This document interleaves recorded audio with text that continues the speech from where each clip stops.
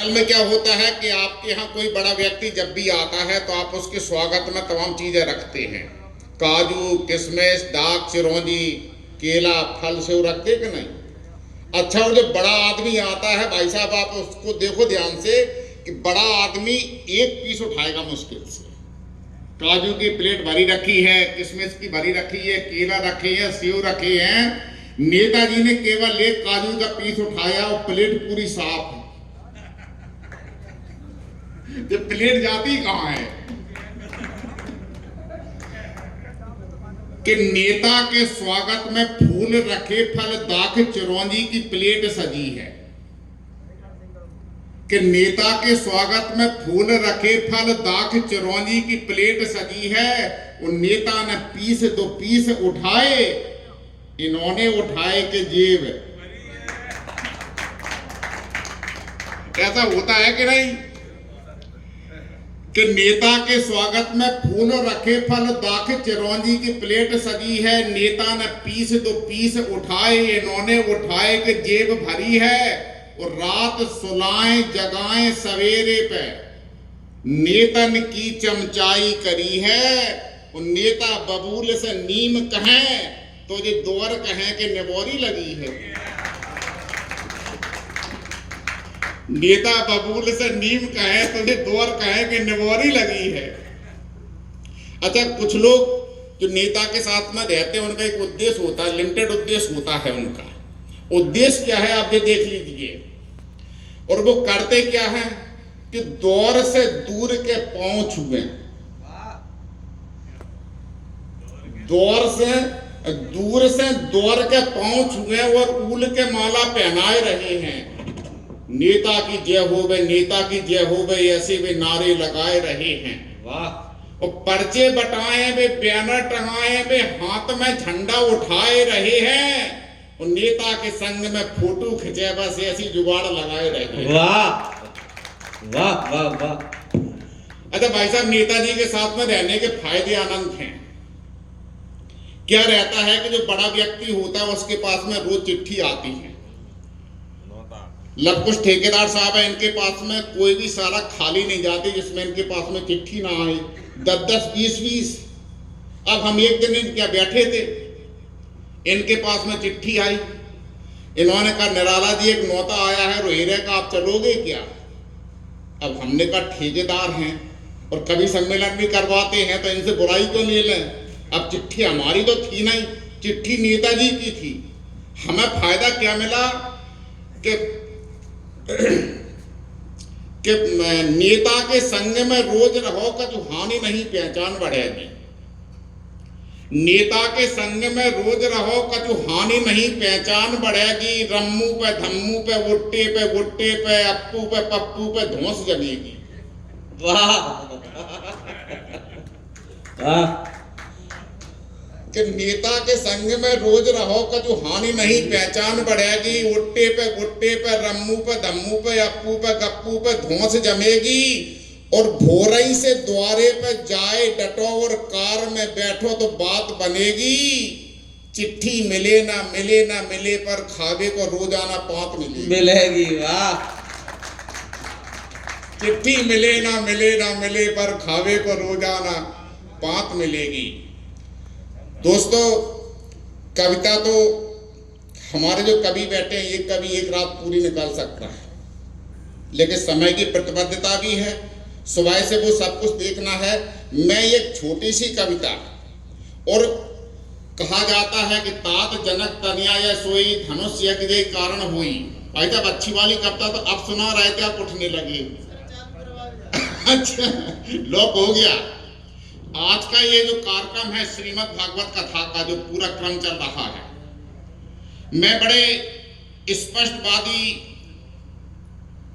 व्यक्ति का जो है सोच का व्यक्ति हूं। मेरा मानना ये है कि यहाँ जो कार्यक्रम हो रहा है, आदरणीय हनुमान सिंह सरपंच साहब, ठेकेदार साहब, फौजी, राजपाल भाई साहब, जो भी कर रहे हैं, मेरा व्यक्तिगत मानना है कि इसमें इन लोगों का कोई भी अभाव नहीं है। इस पूरे कार्यक्रम में इनका कोई योगदान नहीं है। जो भी योगदान है आप महसूस करिए वो पूरा का पूरा योगदान आदरणीय बाबू सिंह चाचा जी का है।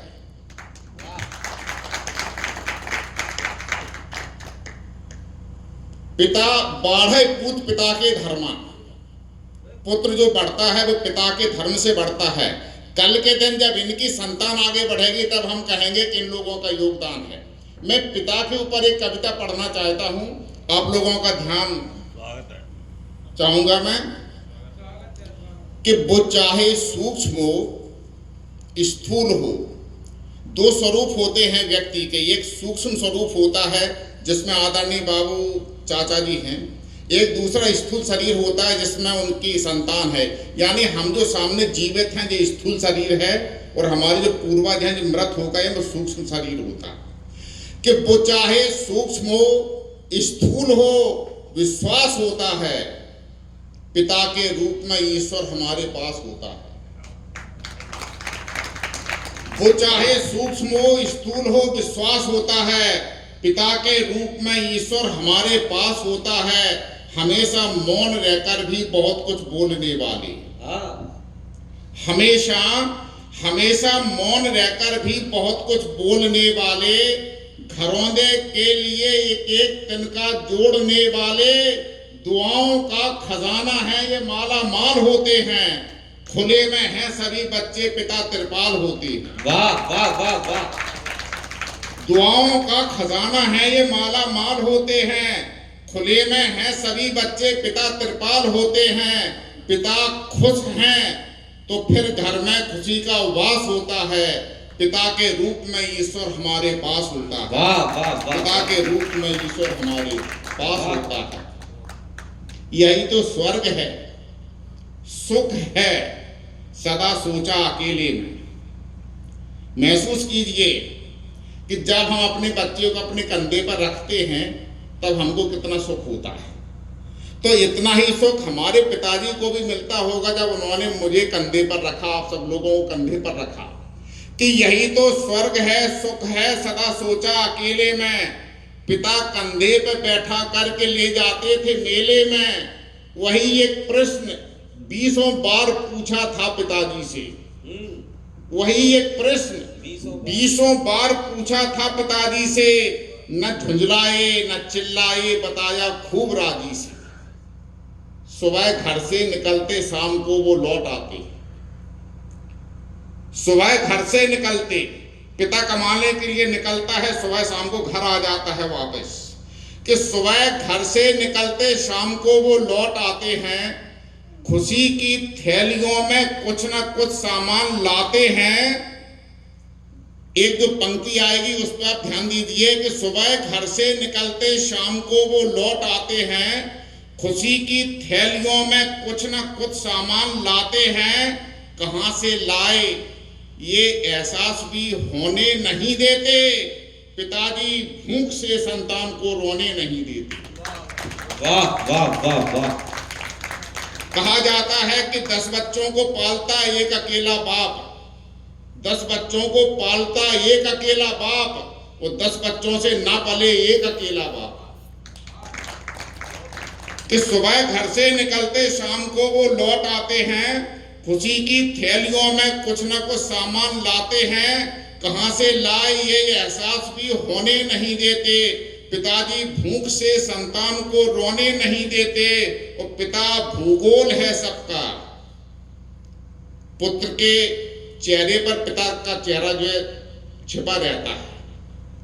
ये भूगोल है पुत्र का। और इतिहास ये है, भगवान राम ने जहां भी कहा है तहां देखिए आपके पिता समेत लीन निज नामू।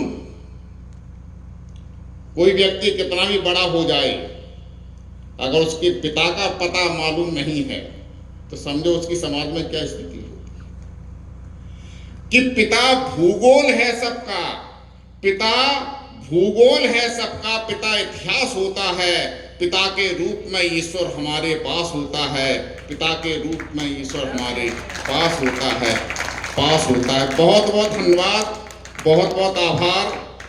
ये पूरा जो अनुष्ठान, साहित्यिक अनुष्ठान भी संपन्न हुआ, धार्मिक अनुष्ठान चल रहा। मैं पुनः एक बार आदरणीय चाचा जी के आशीर्वाद से जो फल फूल रहे हैं कि सभी लोग फल फूल रहे हैं और पूरे गांव को, पूरे क्षेत्र को जो कथा सुनने का जो पावन अनुभूति का मौका मिला, उसके लिए एक बार पूरा गुर्जर परिवार, पूरा बड़ेतर का बच्चा बच्चा, एक एक व्यक्ति, पूरे क्षेत्र का एक एक व्यक्ति बधाई का पात्र है।